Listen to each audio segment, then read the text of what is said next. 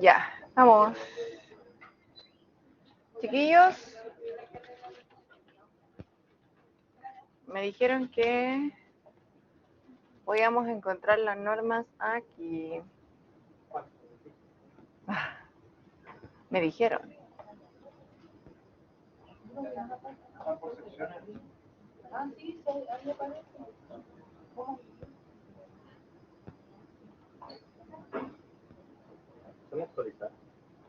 Por supuesto. Ahí están. Ya, chicos. En Contach, en el Colegio de Contadores de Chile. Pero no tiene que iniciar sesión con algo para poder descargarlo. Creo que no. Me quedó la duda ahora. A ver, ¿cuál era la que estábamos revisando nosotros? La 200. Ahí está. Aprendieron a leer normas, ¿cierto? Qué bueno. ¿Han leído? Me gusta la sinceridad. Prefiero eso antes que me...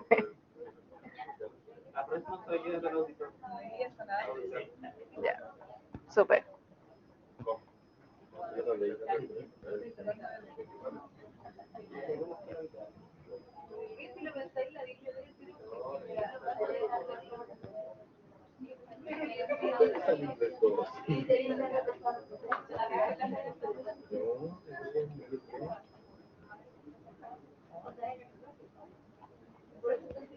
Ya.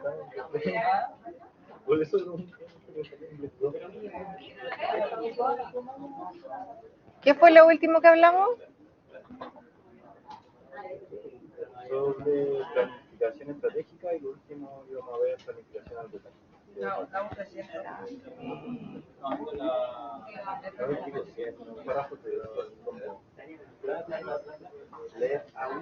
Ya. ¿Estamos? ¿Se acuerdan que estábamos viendo planificación?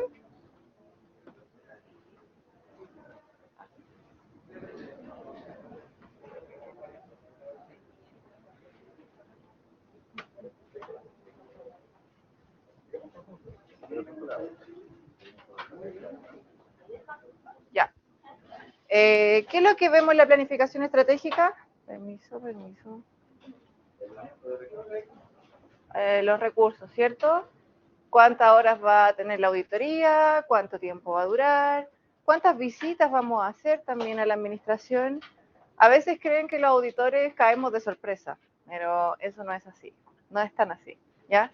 Así que, para que lo tengan claro, nosotros tenemos todo planificado, los tiempos de visita, ya que si la administración se compromete a recibirnos en una fecha en específica del año, eso quiere decir que en ese momento del año ellos nos van a tener la información preparada, ¿ya?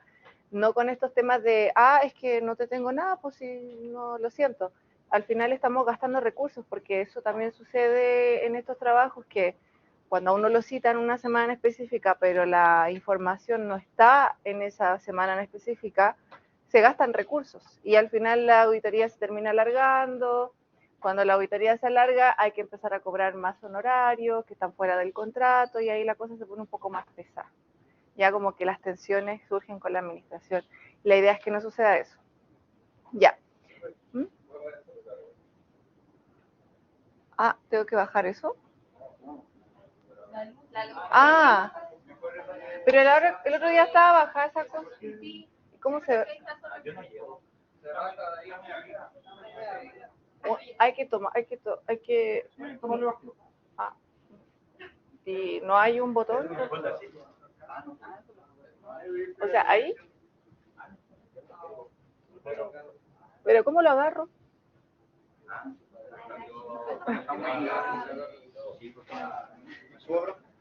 ¿Sí? Creo que con silla es más seguro para... Creo que estirando el brazo sí llega ahí. Sí, pero para tomarlo bien. Wow. Entonces, si eso para una silla.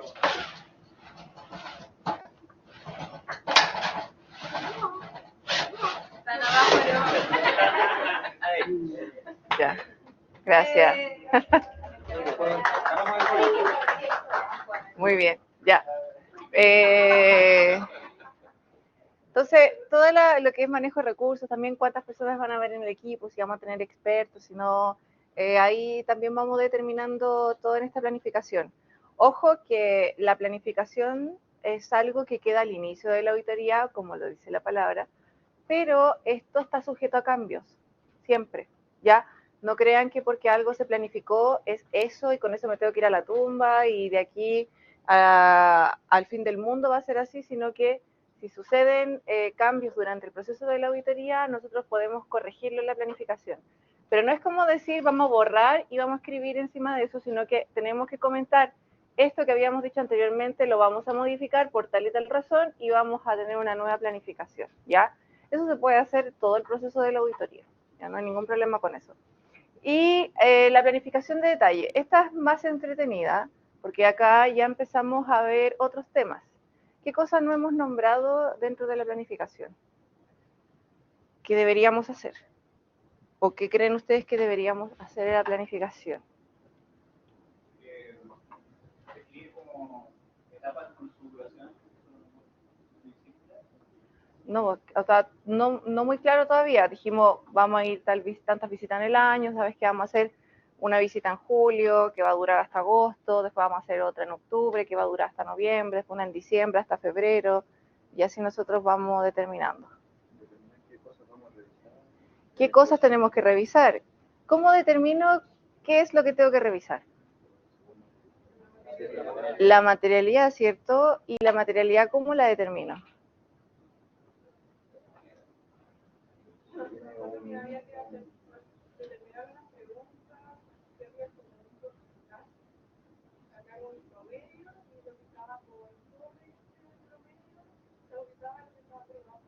Ya, eso es una forma de hacerlo, es una de las tantas, no es la... Uh-huh. También. Ya. Es súper clave esta parte porque aquí decimos, tengo que saber a dónde voy, a dónde tengo que ir a revisar. Para eso tengo que conocer el negocio, lo hacemos en la planificación. Para eso tengo que conocer también el estado financiero. Ya empezamos a dar la vista preliminar de cómo viene compuesto.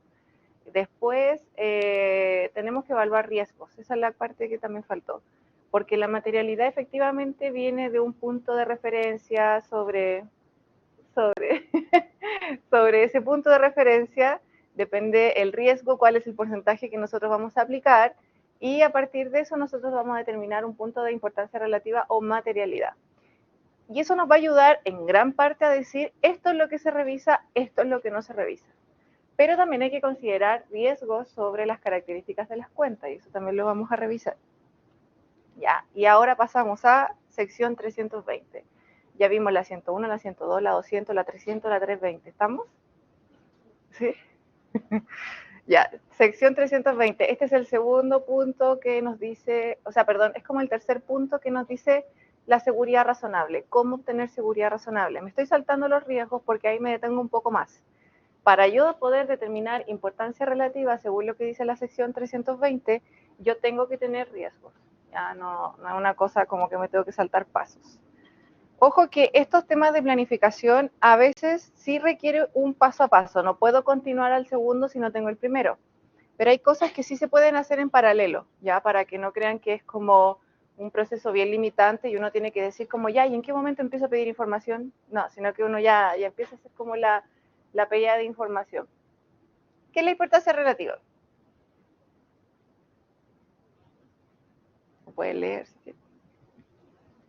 ¿O qué es para ustedes la importancia relativa?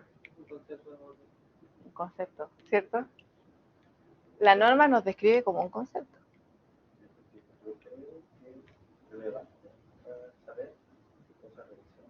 Sí.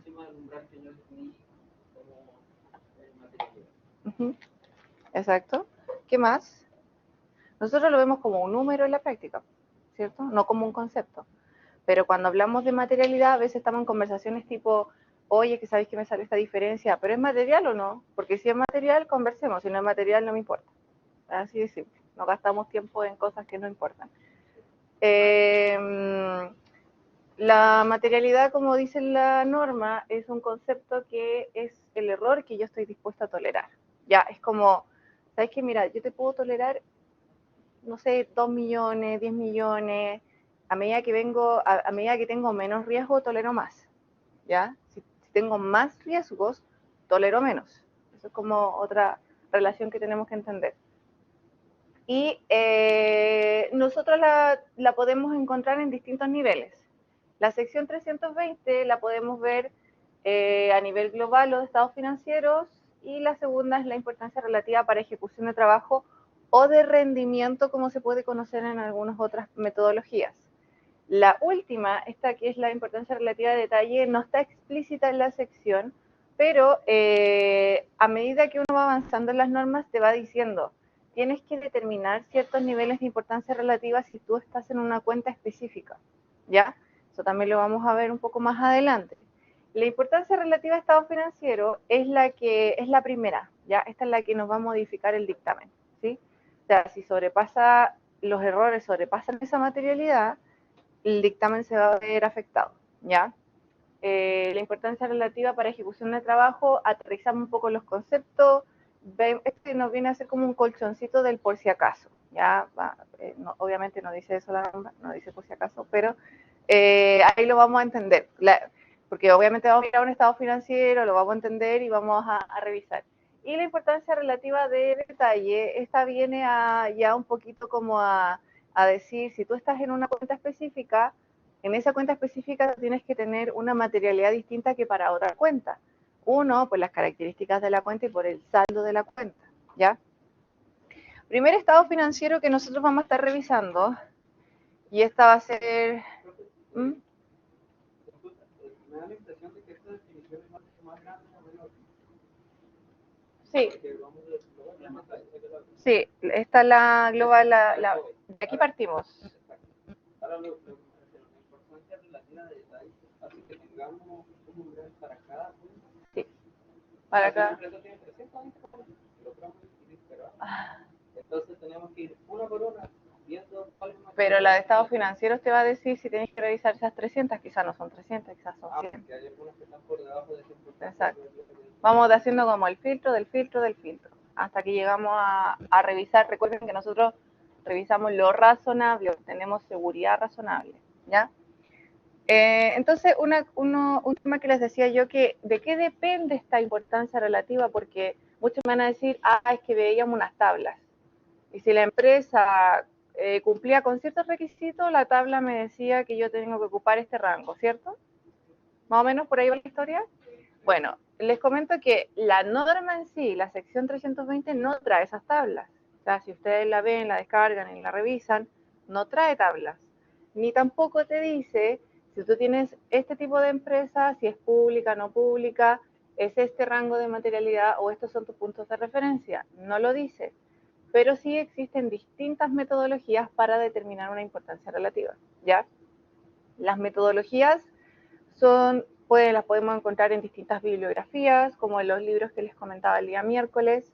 Las otras metodologías que podemos tener en cuenta son, por ejemplo, cada empresa auditora tiene su propia metodología, ¿ya? Y eso no quiere decir que una esté más en lo correcto, mientras que la otra no esté en lo correcto, ¿ya? Sino que uno se tiene que sentir cómodo usando esa metodología. Recuerden que nosotros somos lo que opinamos y nosotros somos lo que nos jugamos en dar una opinión. Entonces, ¿quién es el que tiene que estar seguro? Uno mismo, ¿ya? Entonces, en este camino vamos a ver una metodología distinta a la que ustedes vieron quizás en Auditoría 1. Y eso no quiere decir que una u otra sea mejor, es lo mismo, vamos a llegar al mismo resultado, ¿ya? Lo que dice esta figura es que nosotros, para determinar la importancia relativa, tenemos que entender los riesgos, ¿ya? ¿Cuáles son los riesgos que conocemos? Está el riesgo de fraude. ¿Ah? ¿Cuál error?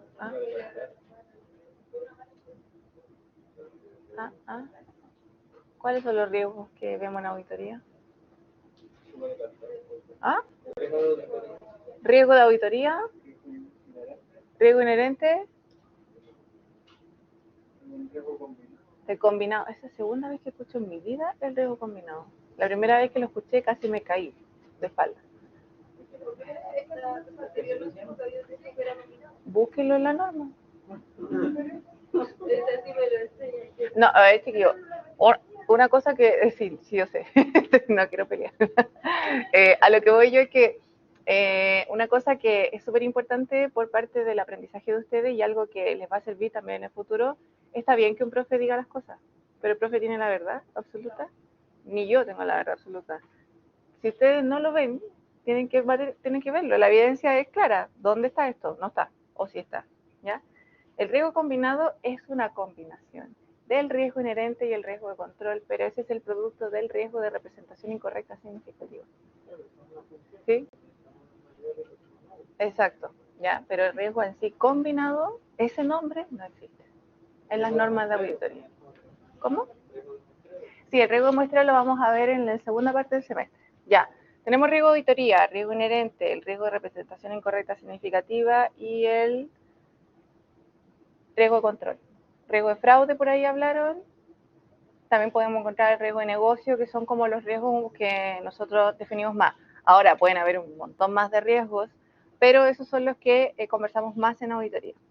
Depende de esa evaluación de riesgos, es cómo va a ir la importancia relativa. A mayor riesgo, ¿ya?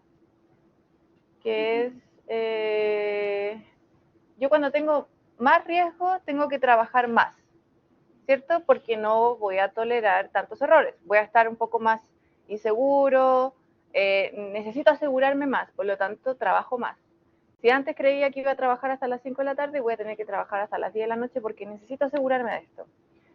Entonces, si yo sé que tengo mayor riesgo, mayor trabajo, mi importancia relativa va a ser menor, como el que está hacia allá, hacia el lado izquierdo. La importancia relativa va a ser más pequeña, ¿ya? Porque a partir de ese punto yo voy a empezar a determinar cuáles son mis cuentas que voy a revisar. Y yo le voy a dar más color a todo. O sea, yo tengo auditorías donde 47,000 pesos son importantes. Imagínense, me vuelvo loca con 47,000 pesos. Tengo auditorías donde $2,000 no son importantes. Entonces, ahí todo va a depender del tamaño del negocio, de los riesgos que yo voy a evaluar, y eso va a determinar mi importancia relativa. Ahora, si mi riesgo es menor, es decir, estoy más tranquilo, más relajado, auditando, no tengo que trabajar tanto, mi importancia relativa va a ser más grande. ¿Ya? Asocien esa relación. Menor riesgo, mayor importancia relativa, mayor riesgo, menor nivel de importancia relativa. ¿Ya? Vamos a verlo con ejemplos, por supuesto, y vamos a ver un caso a caso. ¿Ya? Y lo que les decía de la importancia relativa de detalle. Durante esta primera parte del curso vamos a ver un estado financiero, que una cosa que tienen que tener en cuenta, y por lo menos en auditorías así, por ejemplo, yo hoy día les puedo decir, chicos, del lunes en adelante ustedes van a estar haciendo la auditoría de estados financieros de AgroSuper. Ustedes el lunes no llegan en blanco. Es una empresa abierta, una empresa que ya la conocemos, ¿cierto? ¿Alguien no sabe a qué se dedica AgroSuper? Puede ser, me ha pasado, que me dicen, no sé qué es AgroSuper. Ah, que alguien no conozca el negocio de AgroSuper. Acá tenemos uno, nadie más. Podemos verlo a través de marcas de Super Pollo, Super Cerdo, La Crianza, ¿ya?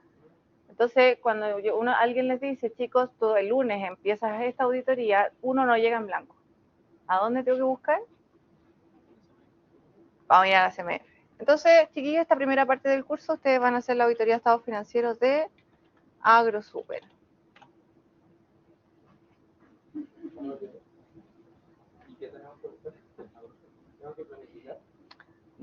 No tan así.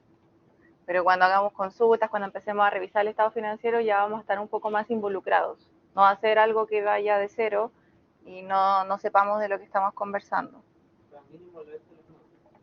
Dale una ojeada, por último, buscar en la página quiénes son AgroSuper.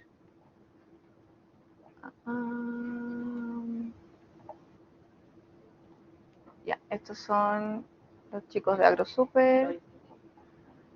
Estados financieros. Aquí vienen los consolidados.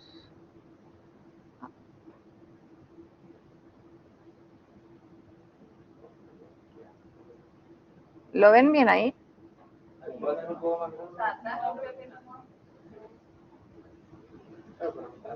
Ah, aquí está. No encontraba el zoom.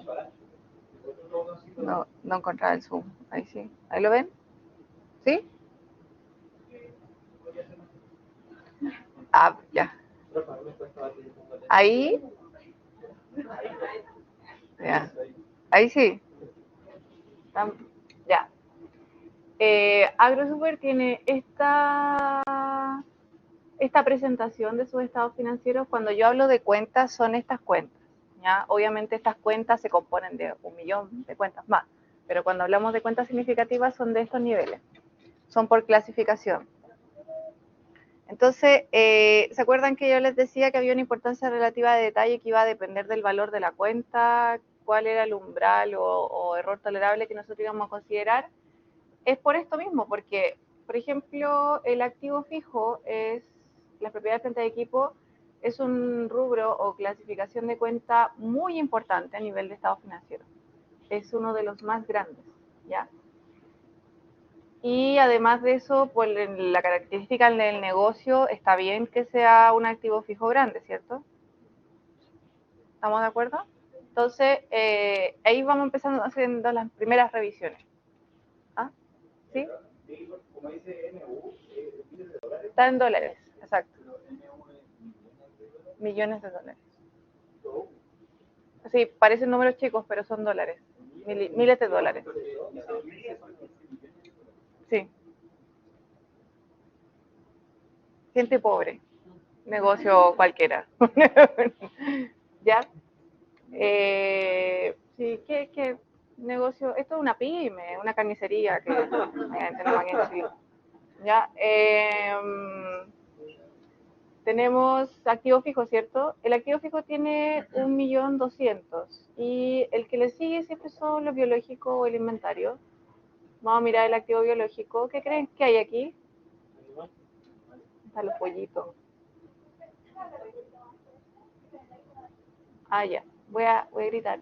Entonces, si se dan cuenta, la otra más grande es el activo biológico, pero también nosotros tenemos que revisar cuentas como efectivo a veces. ¿Yo puedo tener la misma materialidad para efectivo que para activo fijo? Definitivamente no puedo, pero por un tema de características, ¿ya? No está nada de mal. Bueno, después vamos a entender por qué voy a revisar una cuenta de 20.000 pesos, o sea, de 20.000 versus una de 1.200.000, que por qué las voy a revisar por igual. También tenemos que entender muchas dinámicas del negocio, ¿ya? Así que lo que vamos a estar trabajando en estas primeras semanas va a ser este estado financiero para que lo tengan en cuenta, ¿ya? Y pasando a esto, vamos a ir a ver nuestros riesgos. Ya vimos sección 320. El otro punto de la seguridad razonable es obtener evidencia suficiente y apropiada. Ya, el nivel de evidencia que yo voy a requerir, nosotros la tenemos que medir en lo suficiente y en lo apropiado. Ya, lo suficiente tiene que ver con cantidad y lo apropiado tiene que ver con calidad. Ya, y la calidad nosotros la vamos a medir a través de se me olvidó la palabra clave, a través de su pertinencia y la fiabilidad, ¿ya? Entonces, lo primero que nos dice la evidencia es que gracias a esto nosotros vamos a formar nuestra opinión, ¿ya? Dependiendo de lo que nosotros estemos revisando. Vamos a ver distintas fuentes de evidencia. Ya vamos a ver evidencia que es propia de la empresa, que son todos los registros contables. Va a haber evidencia que yo voy a preparar, va a haber evidencia que voy a obtener de un tercero también, ¿sí? Y ahí es donde nosotros le vamos otorgando esta fiabilidad y calidad a la evidencia de auditoría. Lo suficiente tiene que ver con la cantidad. Entonces, cuando estábamos hablando de los riesgos, ¿se acuerdan? Yo tengo un mayor riesgo. Yo cuando dije que tenía un mayor riesgo, ¿qué tengo que hacer? La importancia relativa era más baja, pero ya, el resultado de una importancia relativa baja y un mayor riesgo, ¿qué voy a tener que hacer yo? voy a tener que trabajar más, voy a tener que revisar más evidencia, me voy a tener que quedar hasta más tarde trabajando, ¿cierto? Porque me quiero asegurar más. Entonces, ¿cuánta evidencia necesito? Más. Mayor riesgo, mayor evidencia, ¿cierto? Esa tiene que ver con la suficiencia. Ahora, no siempre la cantidad suple la calidad. Eso es importante, ¿ya? Cuando nuestros papás, cuando nuestros abuelos nos dicen no tener muchos amigos significa que sean buenos, ¿cierto? La evidencia es lo mismo. Hay evidencia que viene de un tercero, a veces. Cuando yo confirmo con una entidad, por ejemplo, bancaria, ¿ya? Si yo sé que la empresa que yo estoy auditando tiene préstamos financieros, tiene cuentas corrientes en banco, yo voy y le escribo una carta al banco, ¿cierto? Y le digo al banco, confírmame cuáles son los productos que tú tienes con esta empresa. Y el banco me responde cuáles son todos los productos. Y ahí uno a veces puede evidenciar cosas que a lo mejor la entidad no tenía dentro de su registro de estado financiero y lo tienen que registrar. O a lo mejor la entidad nos decía que sí tenía esos tipos de registro y no los tenía. La confirmación de un tercero o evidencia que venga de un tercero siempre tiene una mayor calidad que la propia que registra la empresa, ¿ya? Por lo tanto, ahí vamos midiendo la fiabilidad de la evidencia, ¿sí? También podemos, en la CMF ahora, bueno, ahora todos como personas naturales podemos descargar un certificado de deuda, no he querido mirarlo, no es necesario. Entonces, las empresas también pueden hacer exactamente lo mismo. La sección 500, ya pasamos cuál, la 101, la 102, la 200, la 300, la 320, ¿cierto? 500. La 500 nos dice evidencia y cómo obtener esta evidencia. En esta sección vamos a ver 7 tipos de procedimientos para ver evidencia. Lo vamos a ver un poco más adelante, ya que esto tiene que ver con la naturaleza de los procedimientos. Punto de la seguridad razonable. Planificar procedimientos de auditoría, ya, con su naturaleza, oportunidad y alcance para obtener la evidencia suficiente y apropiada. ¿Ya? Eso es evidencia de auditoría. Ahora vamos a mirar los riesgos, que este otro punto, que es como el segundo, creo que es, de la seguridad razonable, ¿ya? Estos son los riesgos que ustedes ya conocen, ¿cierto? Vamos por parte. Estos riesgos nosotros los vemos en la definición en la sección 200, ¿ya? Pero su uso lo vamos a ver en todas las normas, no solamente en la 200. Y la sección 300 me dice, tú tienes que planificar riesgos. Entonces, riesgo de auditoría. ¿Qué nos dice este riesgo? ¿De qué habla? ¿Ah? Perdón, ¿cómo? Escuché muchas cosas al mismo tiempo. ¿El riesgo de qué?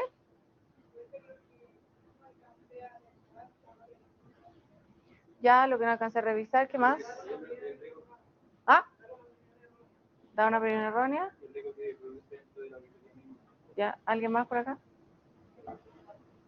¿Cuál es el riesgo de auditoría? El de auditoría es el hecho de que nunca va a ser perfecta, ¿no? Siempre va a haber esa integridad. Ya. Ya, tiene que ver con lo que no reviso todo. Entonces, al final, va a haber un riesgo de auditoría, ¿ya? Que la materialidad sea ¿Ya? sobre la información que es persuasiva en la conclusión. Ya, o sea, al final, una cosa que tenemos que entender, que este riesgo de auditoría es propio de mí. O sea, todos los defino yo, pero este es mi responsabilidad. O sea, si yo me equivoco, el único que va a pagar el pato soy yo y más encima mi equipo. O sea, es así lo que nos dice ahora la nueva ley. El riesgo de auditoría tiene que ver con entregar una opinión errónea, ¿ya? Pero yo si llego a una opinión errónea es porque no revisé bien, es porque no hice los procedimientos de auditoría que tenían que ser, porque evalué mal los riesgos y porque no obtuve la evidencia correspondiente, ¿ya? Uh-huh.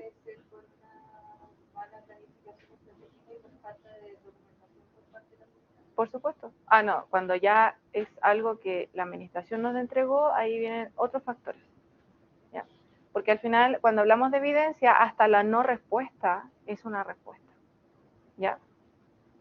Riesgo de auditoría, entonces, es el error que tengo yo de dar una opinión errónea. Esta opinión errónea parte de decir, Yo como auditor opino que los estados financieros se encuentran razonables cuando no lo están. O decir que no son razonables cuando sí lo están. ¿Cuál sería el más importante? Exacto. Esto es como cuando damos un consejo, ¿no? Si yo te digo que ahí venden los mejores completos. Tu amigo fue a comer completo y te dijo, no, sabes que estaban entera mala esa cuestión. Parecían agua. Uno, ¿quién queda mal parado? ¿El del completo o uno? Uno que aconsejó, ¿cierto? Así que mejor uno se queda callado. Entonces, el riesgo de auditoría es eso. Ahora, obviamente, como les digo yo, este tiene que ver con la confianza. ¿Cómo me siento yo? A veces, como les digo yo, puedo entrar a un negocio que nunca he auditado en mi vida. O es mi primera vez donde tengo que ir a firmar una opinión. O a lo mejor es un negocio que nunca ha sido auditado en su vida. Es la primera auditoría que tienen, hacen una convergencia, están creciendo, qué sé yo, o estamos auditando la Polar. No sé. ¿Cómo creen que sería el riesgo de auditoría? Ya, vamos a parar un poquito con la determinación de alto o bajo, pero estoy menos confiado, ¿cierto? No estoy tan seguro. Entonces, ¿qué voy a tener que hacer? Voy a tener que trabajar más, ¿cierto? Ya. Una cosa, una particularidad que tiene el riesgo de auditoría se lee al revés. No se lee en cuanto yo me expongo a que esto salga mal, sino que se lee en la confianza que tengo yo. Entonces, si seguimos teniendo en cuenta un negocio que nunca ha sido auditado en su vida, un negocio que no conozco o es mi primera vez auditando, me siento con menos confianza, ¿cierto? Y entonces el riesgo de auditoría es bajo, pero porque tengo menos confianza. Así se lee, menos confianza. Porque si yo digo que es alto, es porque tengo más confianza, ¿ya? No es como a lo que me expongo, sino que es mi confianza, ¿ya? Riesgo de auditoría y riesgo de detección, que es el que está al lado, también es mío. Yo también lo defino. Yo soy el que, dependiendo cómo me siento, es cómo lo voy a determinar, ¿ya? Y el riesgo de detección tiene que ver con la capacidad que tengo yo o habilidad de implementar procedimientos de auditoría que sean capaces de detectar las representaciones incorrectas significativas. Y ahí uno es cuando dice, bueno, pero yo no soy adivino, pues. Si yo no sé, ¿cómo voy a saber si lo estoy haciendo bien o no? Eso solamente lo da el juicio, ¿ya? ¿Mm?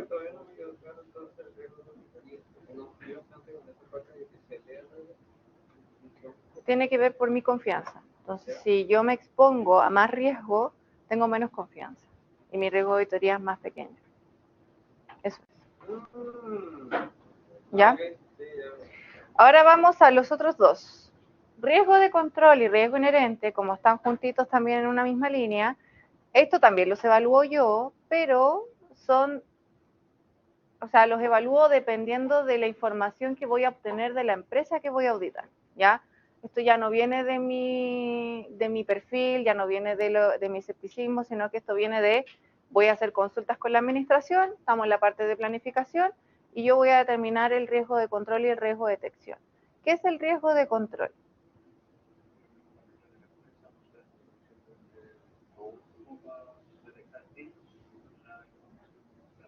Ya, efectivamente ya hablamos de control interno acá, ¿sí? Pero acá hablamos de la operatividad del control interno. O sea, como, ¿cuál es mi percepción que tengo yo del funcionamiento del control interno? Y ahí es donde tengo que medir si este control interno mitiga o no las representaciones incorrectas. Representaciones incorrectas que en su sumatoria pueden ser significativas, ¿ya? Entonces, este sí lo vamos leyendo en el sentido de que si es alto, el riesgo quiere decir que la empresa no tiene un control interno o el control interno no está operando de alguna forma que mitigue los errores, ¿ya? Después tenemos el riesgo inherente. ¿Cuál es el riesgo inherente?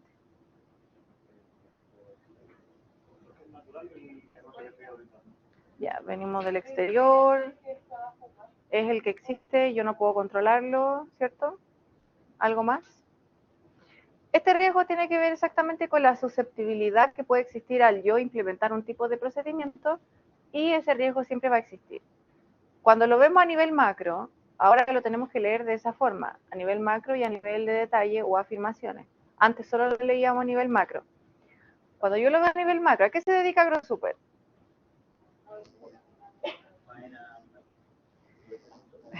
Se dedica a la crianza, faenación y comercialización de productos cárnicos. ¿Hay algún vegetariano acá? ¿Algún vegano? Dígalo ahora, ya. Gracias, de verdad agradecida porque a veces me paso en lo que puede pasar en ese tipo de industria.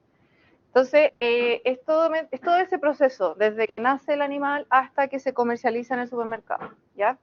Y además, consideremos que venden más o menos, será un 45% al exterior, ¿ya?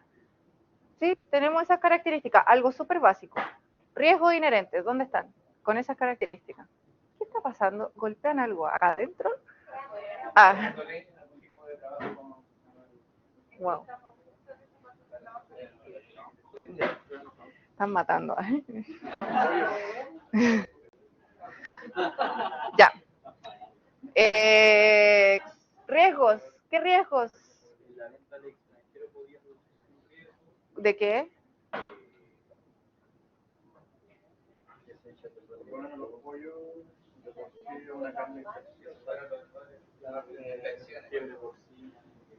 ¿Qué es lo que tuvimos el año pasado? La gripe aviar, que se supone que Chile está libre de gripe aviar, pero creo que hace poco salió una noticia de unos pingüinos que estaban con gripe aviar. Ya.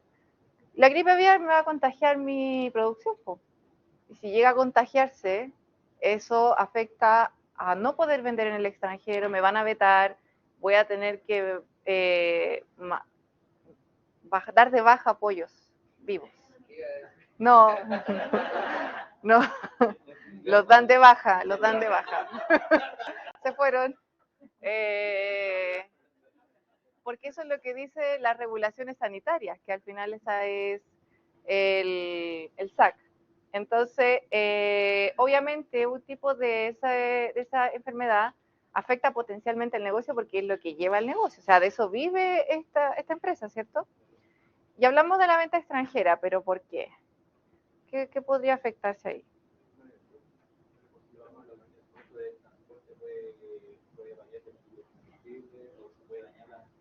En pandemia, los costos marítimos subieron, pero como avión. Pero un tema de que se estaban aprovechando la situación, ya que empezó a aumentar el comercio en Internet y sobre todo internacional. Entonces, todos los costos marítimos subieron, y aparte de que las personas estaban internando tantas mercancías que ya no caían en el puerto. Y el puerto te dijo, ya, si tú no retiras esto en un día, te voy a empezar a cobrar por cada una hora que esté esto aquí, tu mercadería arriba de mi puerto. Entonces, no había personas que manejaran ese costo, no habían personas que movieran esa mercancía, y ahí los costos se elevaron, pero bastante, por solo lo que tenía que ver con mantenimiento de mercancía, y eso afecta el precio final del producto. Tipo de cambio, chicos. Bueno, en este caso, AgroSuper trabaja con moneda funcional dólar. Por lo tanto, si vende en dólar, no le afecta. ¿Pero a dónde sí le va a afectar? La venta del supermercado aquí. Entonces, si las variaciones del dólar son muy abruptas de un momento a otro, eso puede verse de una forma negativa o puede verse de una forma positiva. Ya estamos nombrando dos riesgos, podemos sacar mucho más de solo esas características que nombramos, pero considerando eso, esos son los riesgos inherentes. Una cosa que nosotros tenemos que tener en cuenta es riesgos inherentes y cómo la empresa mitiga esos riesgos inherentes. Volvemos al tema de la gripe aviar. No, es que sabes lo que pasa es que nosotros vacuno a los pollitos. ¿Ya? Ahora, esto fue lo más reciente porque por allá en el 2012, 2010 fue la gripe porcina. Entonces, como que sale, depende ahí lo que va pasando. Entonces, los vacunos, sabéis que mira, igual la crianza tiene que ser quizá un poco más estricta en el sentido de que el personal externo no puede ingresar a los pabellones de crianza, ¿ya? Y eso es así. No puede entrar cualquier persona, quizá a lo mejor si se identifica un contagio, aislarlo y ver qué es lo que se pueda salvar, y así ir tomando medidas para poder proteger a mi materia prima, ¿ya? Lo que corresponde a la venta al extranjero, por ejemplo, las entidades, cualquier transacción que lleven distinta a la funcional, o sea, cualquier transacción en una moneda distinta a la funcional, existen instrumentos financieros que pueden ayudar a mitigar esos riesgos de cambios de precio, ¿sí? Pero todo va a depender también de la capacidad que tenga la empresa para poder obtener esos instrumentos financieros, porque no son baratos, ¿ya?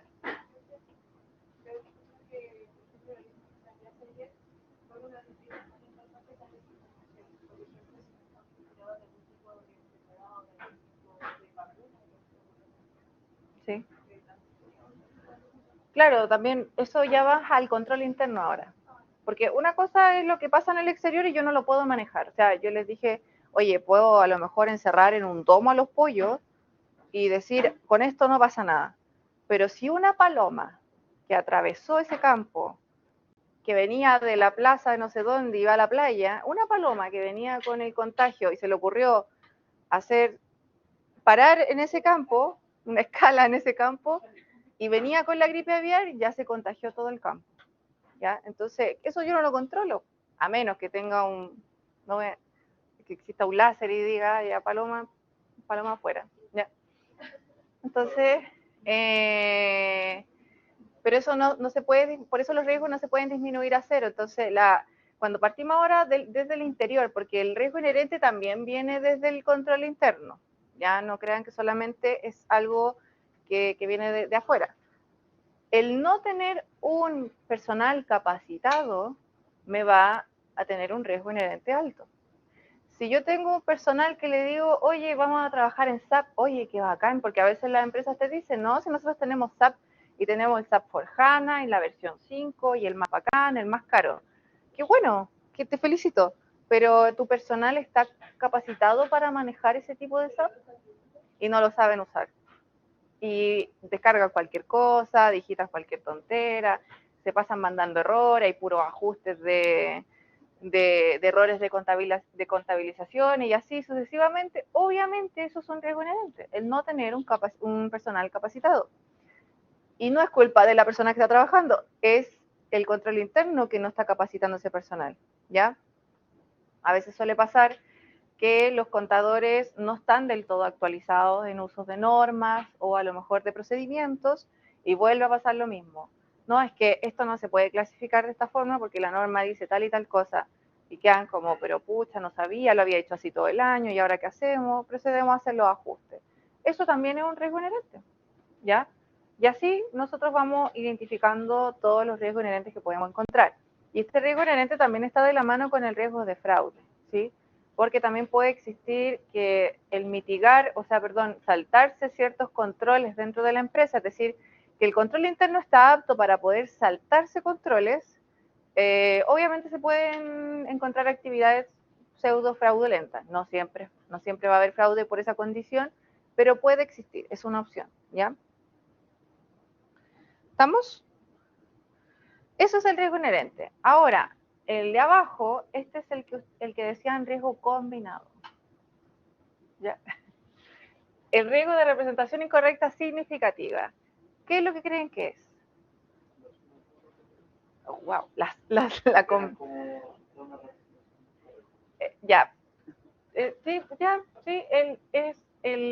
en función de los dos anteriores, y nosotros lo medimos dependiendo de cuál es la probabilidad que existe de que encontremos una representación incorrecta significativa. Pero significativa, siempre van a haber representaciones incorrectas, solamente que ahora hacemos la distinción de significativa. El famoso RIS. Entonces, como les digo, esto mide la probabilidad de encontrar errores. A mayor probabilidad de encontrar errores, ¿qué vamos a hacer? Vamos a trabajar más y la importancia relativa va a ser menor. Y viceversa, ¿cierto? A menor probabilidad de encontrar errores significativos, trabajo menos y mi importancia relativa va a ser mayor, ¿ya? Este es uno de los fundamentales para determinar importancia relativa, ¿sí? Los de arriba también, los dos primeros, pero este es el que ya es el decisivo, ¿sí? Entonces, como les dije yo, es una función entre el riesgo de auditoría y, el riesgo de control y el riesgo inherente, ¿sí? Tiene que ver con la probabilidad. Entonces, vamos a hacer un pequeño mapita. Riesgo de auditoría y riesgo de detección son propios del auditor. ¿Ya? Estos son, los defino yo mismo. El riesgo inherente y el riesgo de control son propios de la entidad. Dígame. Cuando hablamos de climatología, ¿es cuantificable? O sea, decimos el riesgo de situación incorrecta en este caso es de un 1%. Hasta ahora solamente hemos visto la parte conceptual de los riesgos. Más adelante los vamos a materializar en números, y ahí para que lo puedan entender mejor. ¿Ya? Y bueno, el RIS también depende de lo que la información que yo capture de la entidad es cómo voy a determinar el riesgo de representación incorrecta significativa, pero hasta el momento sabemos que proviene de estos dos anteriores. ¿Ya? Cosas que son importantes que nos dice la sección 200. El riesgo de representación incorrecta significativa es inversamente proporcional al riesgo de detección. ¿Se entendió? El RIS es inversamente proporcional al RD. ¿Ya? Es decir, si el RIS es alto, el RD va a ser bajo. ¿Cierto? Eso nos dice la norma, la sección 200. Después la sección 200 dice, el riesgo de detección con el riesgo de auditoría son directamente proporcionales. Es decir, si el riesgo de detección es bajo, el riesgo de auditoría va a ser bajo. ¿Ya? La norma no te dice que el riesgo de auditoría con el RIS son inversos. No lo dice directamente, pero con este se infiere que son inversamente proporcionales. Entonces, ¿se acuerdan lo que yo les decía del riesgo de auditoría que se leía al revés? Como, si yo tengo menos confianza, mi riesgo de auditoría va a ser bajo. Y si yo tengo menos confianza, eso quiere decir que los riesgos también pueden ser altos, ¿cierto? Entonces, se nos cumple la función de que tengo un riesgo de auditoría bajo y voy a tener un RIS alto, ¿cierto?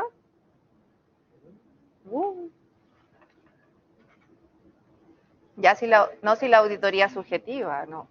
La información financiera de la empresa me genera muchas dudas.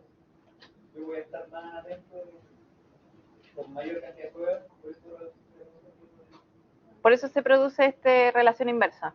Que tengo menos confianza, tengo que estar más segura, hacer más procedimientos, y se complementa con el RIS que me dice que tengo que trabajar más, ¿ya?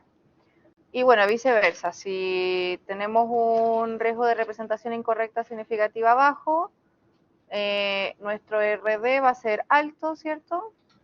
Y nuestro RA también va a ser más alto. ¿Sí? Claro, porque el RIS es de acuerdo a la información que proporciona la empresa. Exacto. Eso es lo que nos dice la norma. Y estamos listos para hacer auditoría, chicos.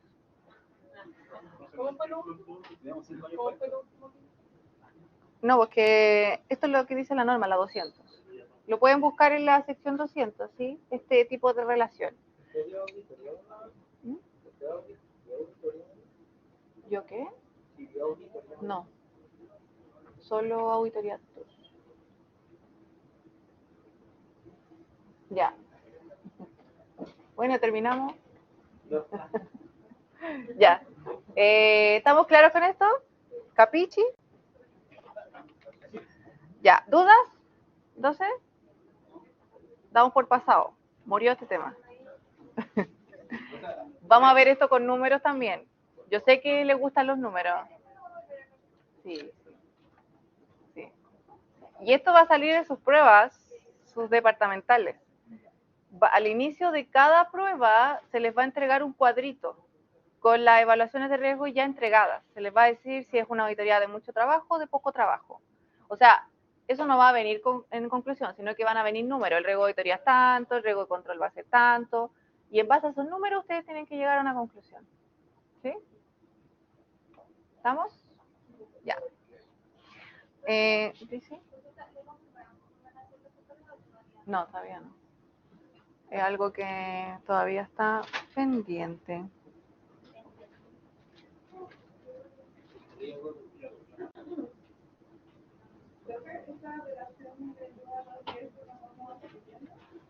Sí, sí, obvio, por supuesto que sí, ¿ya?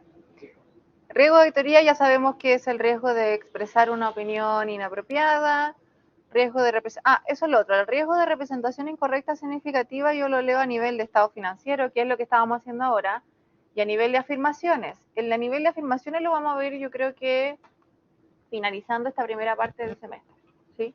Hasta el momento solo vamos a trabajar de forma general. Cuando ya estemos en la sección 315, nos vamos a meter al otro RIS, ¿ya? El riesgo inherente, ya lo conocemos. Riesgo de control también, que tiene que ver con el control interno. Riesgo de detección, que lo vemos de una forma inversa. Y acá vienen las primeras evaluaciones conceptuales. Yo sé que en la auditoría, quizá igual hasta a esta altura de su carrera, uno está acostumbrado a sacar números, fórmulas, y eso les da seguridad a ustedes, ¿cierto? De hecho, se aprenden las fórmulas de memoria y, ay, no sé, yo me las sé, y la ejecutan y llegamos a los resultados, ¿cierto? Y es fácil interpretarlo, es positivo o es negativo, ya, ¿cierto? Acá en auditoría, por eso a veces se suele decir que es más subjetivo, pero no es que sea subjetivo, sino que requiere que tengamos que evaluar muchos factores al mismo tiempo. Y aquí realmente, así como como lo dicen, como lo tiran como talla a veces, que es que depende. Bueno, trabajo mucho, trabajo poco, es que depende, ¿ya? Entonces ahí uno primero va haciendo un diagnóstico y podemos llegar a las conclusiones, ¿cierto?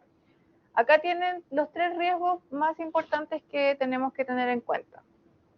Tenemos un riesgo de auditoría alto y tenemos un riesgo de control y un riesgo inherente bajo.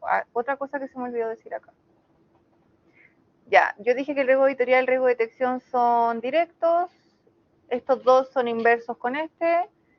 Riesgo control y riesgo inherente no son directos por sí solos. Ya se pueden evaluar de distintas formas. Tampoco tienen una relación. No es como que uno sea alto, uno sea bajo. Se pueden leer de formas individuales. Pero lo que sí es que lo que tienen que tener en cuenta es que si el riesgo control y el riesgo inherente son bajos, lo más probable es que el RIS sea bajo, ¿cierto? Porque es en función de esos dos riesgos anteriores. Y viceversa, si estos dos son mayores, el RIS va a ser más alto, ¿ya? Entonces, cuando hay un riesgo, por ejemplo, el riesgo de control es bajo y el riesgo inherente es alto, ¿y qué clima hay para eso vamos a ir viendo, ¿sí? El riesgo de auditoría tenemos alto y tenemos un riesgo de control, un riesgo inherente bajo. ¿Cuál podría ser nuestro RIS?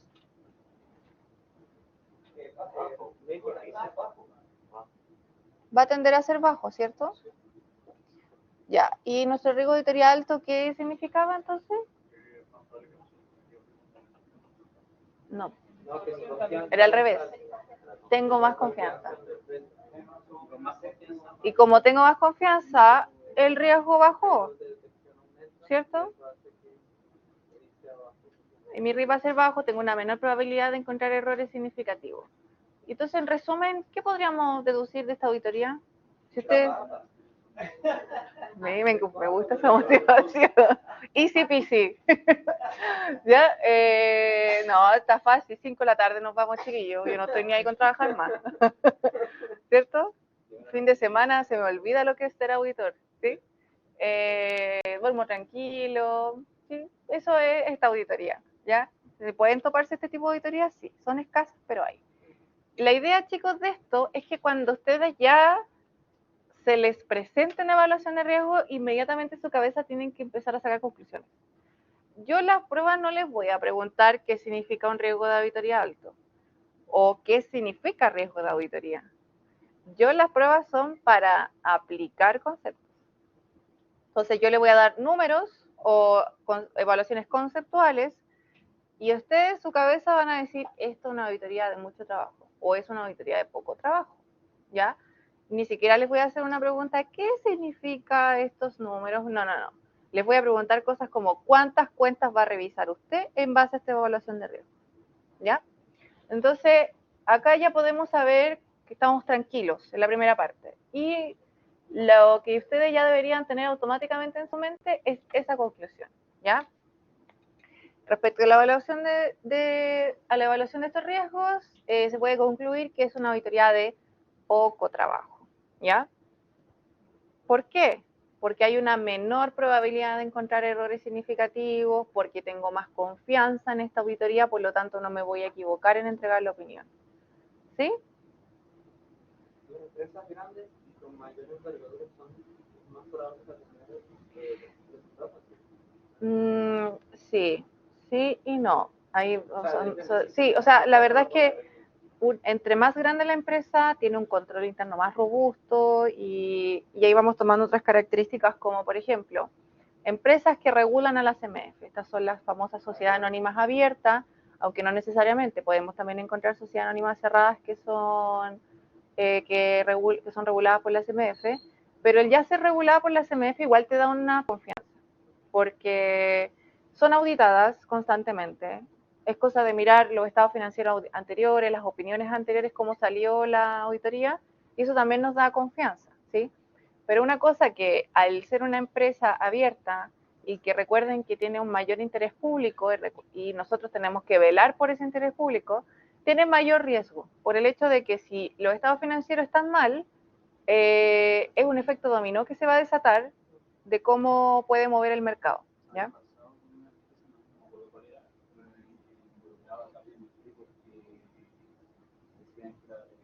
Dentro de la auditoría se podía prever cómo después un problema de que tenía la empresa y dentro de la auditoría no lo identificaron. Malos auditores. KPMG. Si alguien de KPMG, alguien es de KPMG. Ya. No, pero es que imagínense que hacemos tantas actividades. Bueno, eso uno se pone el medio del lloriqueo ahí como, no, es que hago tantas cosas, como justo ya se me pasó. Pasa, po. Pero lamentablemente es tan castigadora la norma que es como, ¿cómo se te pasó? Como si estáis acaso mirando el techo, sí o sí, ¿verdad? Que estuve mirando el techo toda la auditoría. Pero no es así, ¿ya? Es como cuando a uno lo dejaban solo en la casa cuando era más chico, o todavía quizás, y uno llegaba y, no sé, te esforzaste en decir, no, mira mamá, te ordené un poco la cocina. Llegaba tu mamá y te decía, no hiciste nada. ¿Qué estuviste haciendo? Te sigue igual. Y uno como, chuta, mejor no hago nada. ¿Ya? Entonces, la cosa que tienen que tener claro es que ustedes van a ver algo y inmediatamente van a saber de qué se trata, ¿ya? Ese va a ser el objetivo de esta primera parte del curso. Un momento, no me acuerdo qué más tengo aquí. Ya. Ya. ¿Dudas hasta acá? ¿Quién? No. Ya. Cosas de auditoría 1, chicos, nada nuevo, ¿cierto? ¿Estamos claros? no, sí, pero es más comprensible que lo que Trato de ser comprensible. no, lo es. Igual no es muy fácil cuando de un día para otro. Ya. Cosas que también tenemos que empezar a tener en cuenta y que nos dice la sección 200 es los tipos de procedimientos que nosotros vamos a realizar, que eso tiene que ver con el riesgo de detección. Yo les decía que el riesgo de detección tiene que ver con que yo implementé mal un procedimiento de auditoría. Y si yo implementé mal un procedimiento de auditoría, eso va a tener como conclusión que voy a obtener evidencia que no es suficiente y que no es apropiada. Entonces, tengo que ser capaz de planificar estos procedimientos que deben contener 3 características: naturaleza, oportunidad y alcance. La naturaleza tiene que ver como la característica del propósito, por qué lo estoy haciendo. La oportunidad tiene que ver el cuándo lo vamos a hacer y el alcance tiene que ver cuánto voy a revisar. ¿Ya? Entonces tenemos que tener en cuenta esos 3 conceptos sobre un procedimiento que nosotros vamos a identificar, ¿ya? Y en la oportunidad es cuándo. Sí, tenemos que ser oportunos al momento de hacer procedimientos. ¿Por qué? Cuando nos presentamos en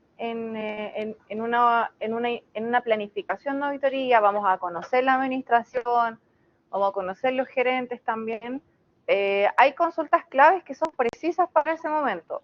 obviamente uno llega el primer día, como el primer día de clase, hola, ¿cómo están? Estás conociendo a los principales actores que van a estar en esta serie. Ya vamos a ver ahí qué tan larga va a ser la serie, cómo vamos a estar, dónde va a estar el suspenso. Uno al tiro va cachando con quién vaya a tener tensión y con quién no. Y ahí tú tenés que decir, este salió especial, se nota el tiro. ¿Ya? Y chiquillos, nosotros como auditores vivimos de percepciones, ¿sí? Ahora, uno es el encargado de darle valor a esa percepción, ¿ya? Hay distintas percepciones, desde cómo alguien se viste, desde cómo alguien mira, desde alguien cómo se para al frente del público, ¿cierto? Y uno lo nota, aunque a uno no quiera caer en esas casillas de cómo es que se viste así, yo creo que eso es darle valor, pero hay percepciones que son válidas, el cómo te miran, el cómo actúan contigo, y uno va cachando al tiro a los chamullentos, así que para que andamos con cosas. Ser auditor es experto en chamullos, así que, y también uno chamulla para el otro lado, y ahí uno va viendo si caen o no, si pisan el palito, si pisaban el palito, tú decís, bien, ahí. Ya, entonces, una cosa que partimos haciendo en la auditoría es, ya, a ver, hablemos un poco del negocio, ¿de qué se trata? ¿De qué se trata AgroSuper? Y volvemos a lo mismo, ¿cierto? Crianza responsable y respetuosa, ¿ya? Responsable de animales como cerdo, pollo, pavo y salmones. Faenación y comercialización de estos productos, ¿ya? Entonces, con solo eso, ¿qué dudas tendrían al tiro con la administración? ¿Qué les gustaría saber?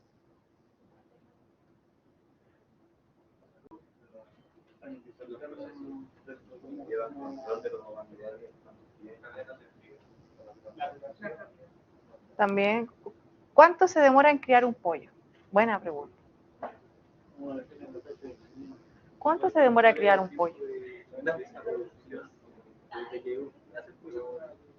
¿Han visto los pollitos recién nacidos?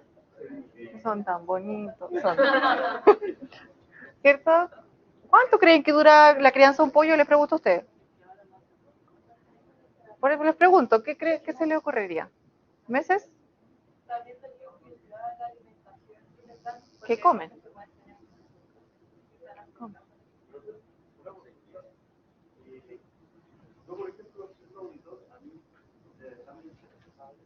Por supuesto.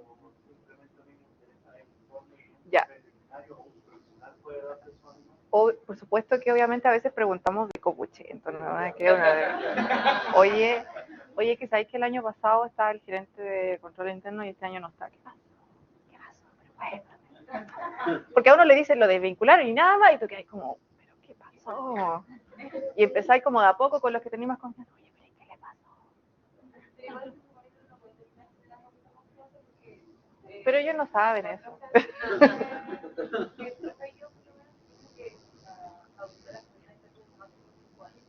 Sí. La independencia. Es la independencia lo que vale acá. Si uno no puede estar mucho tiempo auditando un mismo lugar porque al final tú pierdes independencia, pero no porque bajaste la antena, sino que por un tema de como, ay, si ya sabemos que esto sale bien, que para qué me voy a preocupar. Eso es afectar independencia. Ya, pero lo que me decías tú, muchas veces sí hacemos preguntas que de verdad valen, porque, por ejemplo, algo tan básico como, oye, ¿cuánto tiempo demora la crianza? Es importante porque contablemente el activo biológico, cuando ya está listo para su uso, ya no es biológico, es inventario. O puede ser activo fijo, dependiendo de la característica. Entonces, por eso es importante saber eso, es parte del entendimiento del negocio. Ahora, suponiendo, porque en este caso AgroSuper tiene un biológico bastante importante.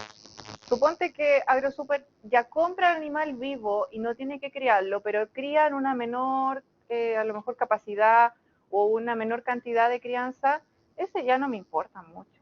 A mí lo que me importa es cómo funciona todo el proceso. ¿En qué momento de biológico pasó a ser inventario? ¿Y de qué momento de producto en proceso pasó a ser producto terminado? Como esos son los antes y después que te van marcando pautas en la normativa contable. No es que seamos uno tan copuchetos, pero sí.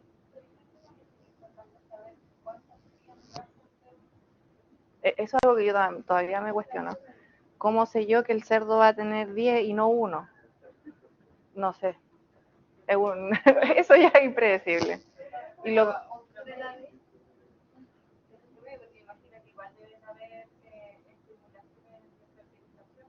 sí, no está todo cubierto. Entonces, ahí uno se va metiendo como en este proceso. ¿Ya cuánto puede durar, cuánto se cría un pollo? ¿Han tenido pollo en su casa? Yo sí. Yo soy de Rancagua, le había dicho. Bueno, no de Rancagua, una localidad de Rancagua que ni siquiera es comuna, que no tiene ni supermercado, pero de verdad que pasa una mata de ramas pasando así por donde yo vivo. Pero arriendo aquí en Santiago, no crean que viajo todos los días. Entonces, yo sí he vivido con pollo. Y claro, te los tienen como 2 meses y de repente un día para otro despertaste y ya no estaba Pepito. Eso pasa en mi casa. Y en AgroSuper un pollo puede estar 40 días de crianza. 40 días está listo. Listo para salir de la granja y para llegar a una cajita. ¿Ya? Eso es. Un cerdo, ¿cuánto creen que demora un cerdo?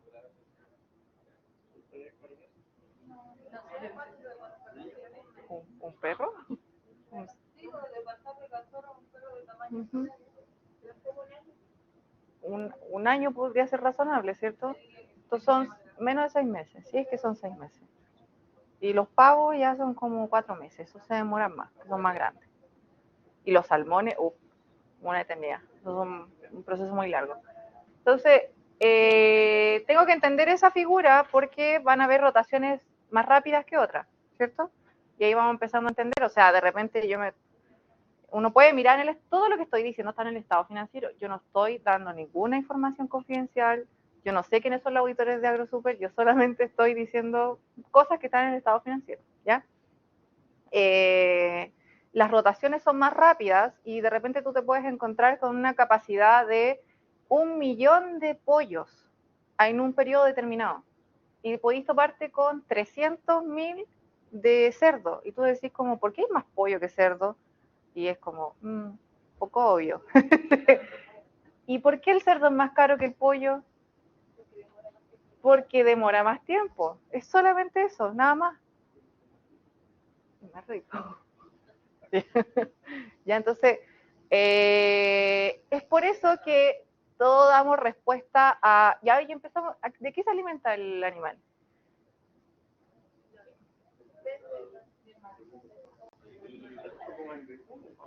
Ya.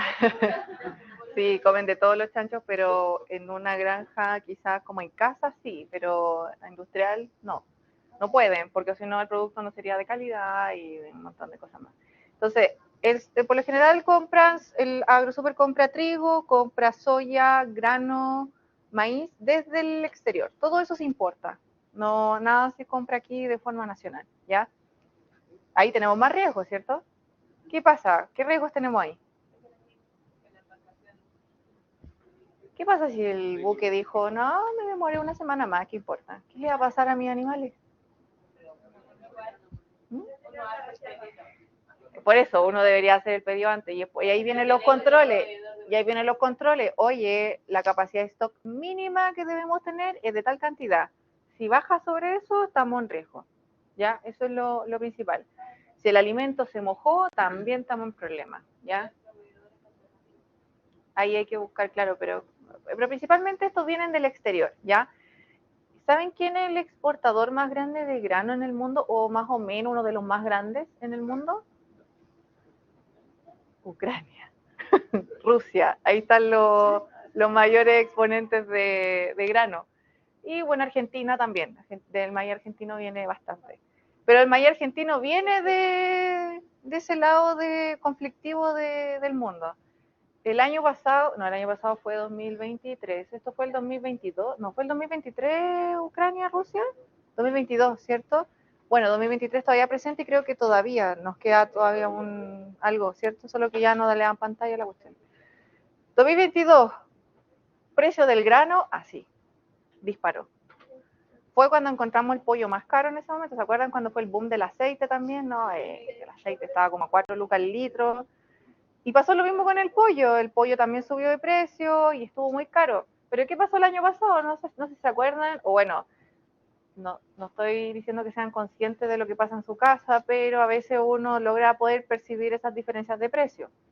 Y uno va al supermercado y tú dices, oye, el que está barato el pollo, y compraba harto pollo, harto turito pollo, porque estaba, no sé, como a 1.008 el kilo. Y todos estaban como, oye, que está barato. ¿Saben por qué estaba barato? No era que estuvieran comiendo pollo con gripe, sino que como el mercado exterior se cerró, había que venderlo en nacional. Y si hay más oferta, ¿cierto? Bajan los precios. Entonces, con lo mismo pasó con la guerra, todos esos son factores externos, ¿ya? Por ejemplo, para la pandemia, en la pandemia nos tocó auditar, me tocó auditar un negocio chico también, que vende jugos, que vende frutos congelados también, no, frutos, algo así suena, Maipú, no sé. Ese negocio disparó también, onda, a junio ya habían pasado el presupuesto del año en ventas, a junio, o sea, todavía te faltaban 6 meses. Y era porque uno que pasó, llegó marzo, llegó abril y dijiste, no, esta cuestión se va a acabar. Fin del mundo, me llevo todo lo que hay en el supermercado. Y ahí también cuando la gente compró demasiado confort, que todavía no entiendo por qué le dan tanta prioridad al confort. Entonces, todos nos reabastecimos de una forma, pero, bueno, no todos, pero muchas personas hicieron eso y los supermercados estaban vacíos. También fue lo mismo porque creían que nunca más iba a abrir un supermercado en la vida, y uno que hace, vaya al supermercado al día siguiente y estaba pelado.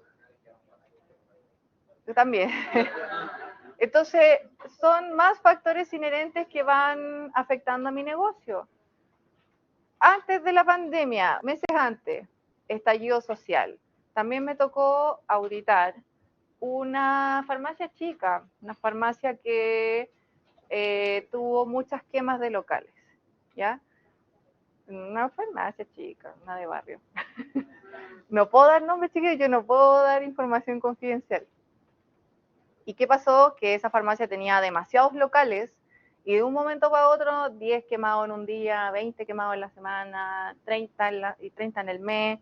Estábamos cerrando los estados financieros y los seguros no respondían. Porque ahí es cuando empiezan a funcionar los seguros, ¿cierto? Oye, pero ¿por qué no hay dado de baja este activo fijo si, además que claro que ese local ya no existe? No, pero es que el seguro me tiene que responder, ya, pero el seguro no te va a responder el 100% de ese local.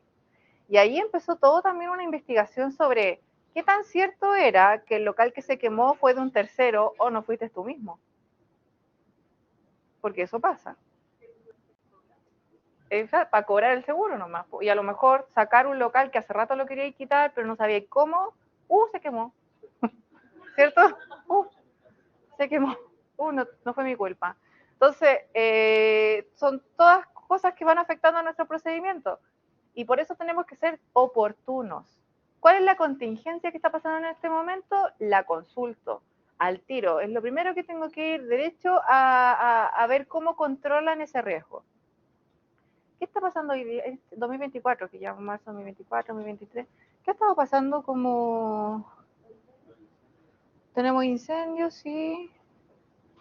No, pero creo que hasta ahora algo que pueda afectar como a... sí, algo más global, porque la guerra ya viene de antes.